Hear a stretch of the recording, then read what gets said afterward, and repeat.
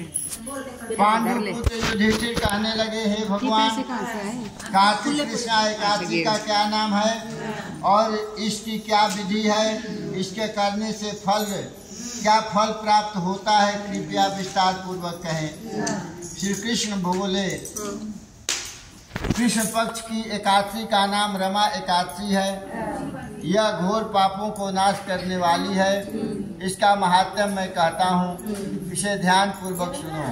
हे कुंती नंदन, प्राचीन काल में मुचकुंद नाम का एक राजा था। उसकी इंद्र के साथ मित्रता थी और साथ ही जम, कुबेर, वरुण तथा विभीषण के साथ भी मित्रता थी। यह राजा बड़ा धर्मात्मा विष्णु भक्त था। वह न्याय के साथ राज्य करता था। उस राजा की एक कन्या थी, उसका नाम चंद्रभागा था। चंद्रभागा का विवाह चंद्रसेन के पुत्र शोभन के साथ हुआ। एक समय वह शोभन अपने ससुर के घर आया। वह कार्तिक मास था। पुण्यदायिनी रमा एकादशी का दिन था। इस दिन तो सभी व्रत करने वाले थे। चंद्रभागा को चिंता हुई कि उसका पति बहुत दुर्बल मन वाला है और पिता मुचकुंद की आज्ञा होगी कि उनके यहाँ रहते सभी व्रत करें। उसका पति राज आज्ञा अवश्य मान जाएगा, तब कष्ट पाए बिना वह नहीं रहेगा। जो चंद्रभागा का डर था वही सामने आया। दशमी को राजा ने विचार किया कि इन दिन उनका दामाद आया है, अतः सारा राज्य एकादशी का विधि पूर्वक व्रत करें। किसी को भी एकादशी के दिन भोजन नहीं करना चाहिए। घोषणा सुनते ही शोभन की चिंता बढ़ गई। उसने अपनी पत्नी से कहा कि प्रिय, अब क्या करूं? मैं तो किसी प्रकार भी भूख सहन नहीं कर सकूंगा। ऐसा उपाय बताओ कि जिससे मेरा कष्ट बच सके। चंद्रभागा कहने लगी कि स्वामी, मेरे पिता के राज्य में एकादशी के दिन कोई भी भोजन नहीं करता। यदि आप भोजन करना चाहते हैं तो किसी दूसरे स्थान पर चले जाइए।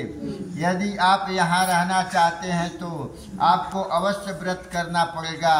ऐसा सुनकर शोभन बोला, यदि यही है तो हे प्रिय, मैं व्रत करूँगा। कष्ट तो होगा।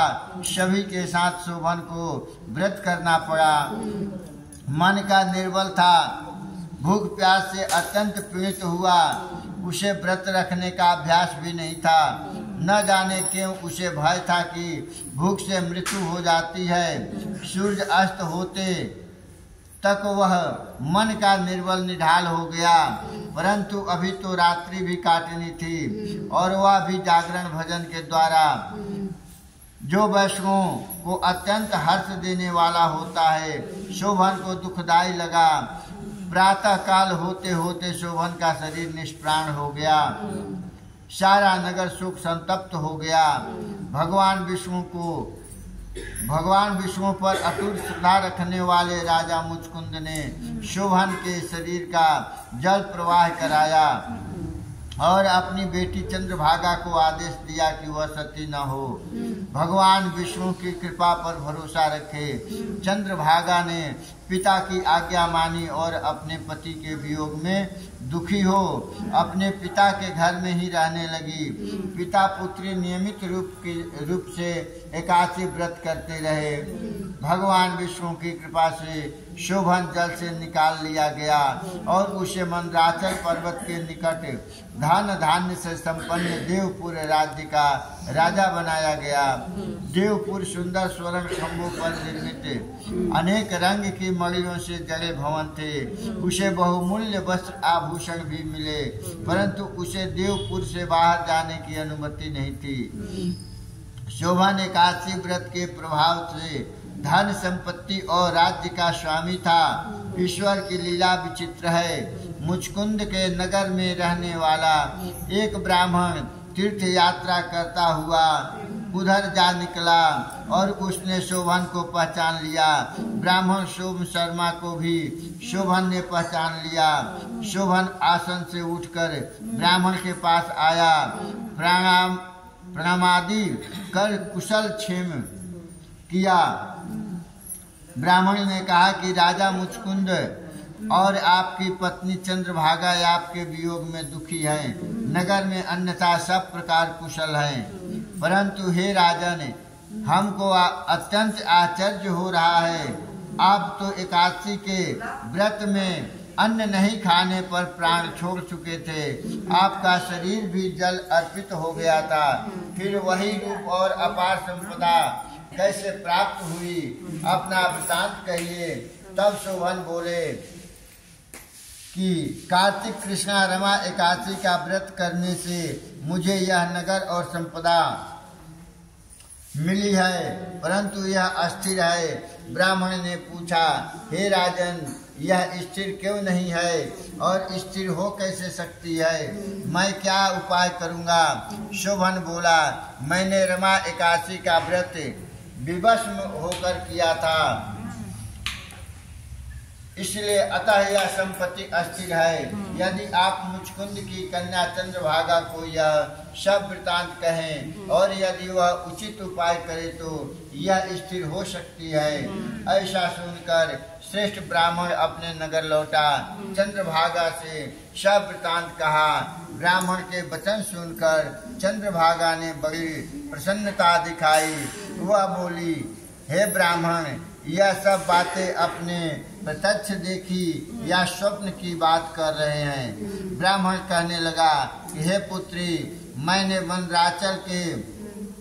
मंदराचल में तुम्हारे पति को प्रत्यक्ष देखा है, साथ ही किसी से भी नहीं जीता जा सकने वाला और देवताओं के नगर के समान उनका नगर भी देखा है। उन्होंने यह भी कहा कि यह स्थिर नहीं है। जिस प्रकार वह स्थिर रह सके सो उपाय करना चाहिए। चंद्रभागा बोली, हे विप्र, तुम मुझको किसी तपस्वी के पास ले चलो। मैं अपने किए पुण्य से उस नगर को स्थिर बनाने का यत्न करूंगी। ब्राह्मण सोम शर्मा यह बात सुनकर चंद्रभागा को साथ ले मंदराचल पर्वत के समीप वामदेव ऋषि के आश्रम में गया। वामदेव ऋषि ने उनकी बात सुनकर वेद मंत्रों के उच्चारण से चंद्रभागा का अभिषेक किया। तब ऋषि के मंत्र के प्रभाव और एकादशी के व्रत से चंद्रभागा का पुण्य प्रभावी बना। वह बड़ी प्रसन्नता के साथ अपने पति के समीप गई। अपनी प्रिय पत्नी को आते देखकर शोभन अत्यंत प्रसन्न हुआ। चंद्रभागा ने तभी भगवान विष्णु का ध्यान किया और प्रार्थना किया कि ऋषि की आशीष से मेरे एकादशी के पुण्य मेरे पति के मनोरथ को पूर्ण करने हेतु स्वीकार करे। चंद्रभागा जब छोटी सी ही थी तभी से विधि पूर्वक एकादशी के व्रत करती आ रही थी। भगवान ने उसकी प्रार्थना सुन ली। चंद्रभागा के पुण्य के प्रताप से नगर स्थिर हो गया। इस प्रकार चंद्रभागा आभूषणों और वस्त्रों से सुसज्जित होकर अपने पति के साथ रहने लगी। हे राजन, मैंने रमा एकादशी का यह वृतांत कहा। जो व्यक्ति इस व्रत को करते हैं उनके समस्त पाप नष्ट हो जाते हैं। इस वृतांत को पढ़ने और सुनने से अनंत फल मिलता है। भगवान विष्णु की भक्ति कभी निष्फल नहीं जाती है।